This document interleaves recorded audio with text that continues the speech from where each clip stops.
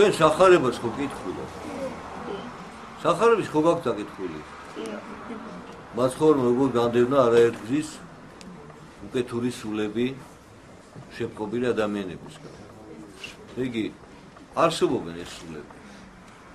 მაგრამ რატო ეპატრონებიან ადამიანს ისინი? ცოდვის გამო. სანამ ადამიანი არ დაეთანხმება, ის ადამიანზე ვერ იბატრონებს. და სწორედ სამწუხაროდ ეხლა ხდება შეჩვევა ჩვენი ცნობიერების ბოროტებასთან გაშინაურება ხდება. და ეს ნიშნავს, რომ ჩვენ დემონურ ძალებს განსაკუთრებულ ადგილში ითმობთ. და მე გვიკვირს, რატო ამდენი ფსიქიურად აშლი ადამიანი სოფლიოში რაც უფრო მეტი ფსიქიატრული კლინიკა აშენდა, მით უფრო მეტი გაჩნდა ავადმყოფი. სახარებას ვკითხავთ, ხედავთ, ერთეულები იყვნენ. და ეხლა მასიურად ხდება. რატო? აი სწორედ იმ გაშინაურებით ბოროტ ძალებთან. თუმცა ხან ტელევიზორით უყურებ, ხან ინტერნეტში ვნახავთ, ხან წიგნებს წავიკითხავთ, ხან კიდე მონაწილეობთ ამ სპირიტუალურ რაღაც ჯადოქრულ მოქმედებაში. არჩიელებთან მივდივართ, ვიღაცა ჯადოების გამკეთებლებთან მივდივართ, რომ გვინდა რომ რაღაცა ვითომ კარგი გავაკეთოთ რა, ოჯახის შექმნაო და ვიღაცას მოწყობა უნდა ინსტიტუტში, კიდე და მივდივართ ვიღაც მჩხიბავთან. იმის მაგრად ვისწავლოთ. ესე იგი, გონია რომ მჩხიბავი რაღაცას გავაკეთეთ, მოხდები. კი, მოხდები, მაგრამ უცოდინარეთ გად მოხდი, მე მაინც ხომ დაისწავლო. და თუ ცოტა ხო, მე კიდე ვიღო გამოსაჭარო, რომ კურსზე. და მე უკვე დარჩები შემდგომი სახური გახდება. ასე რომ, ეს არის სამწუხარო პრობლემა.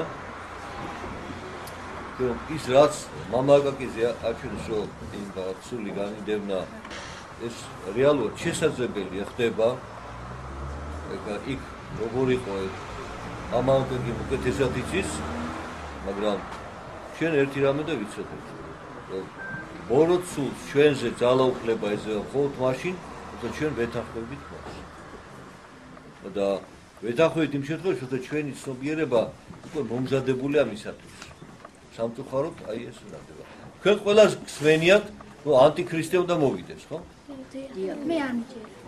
შენ არ გჯერა, მაგრამ სახარება ამუშო უნდა მოვიდეს.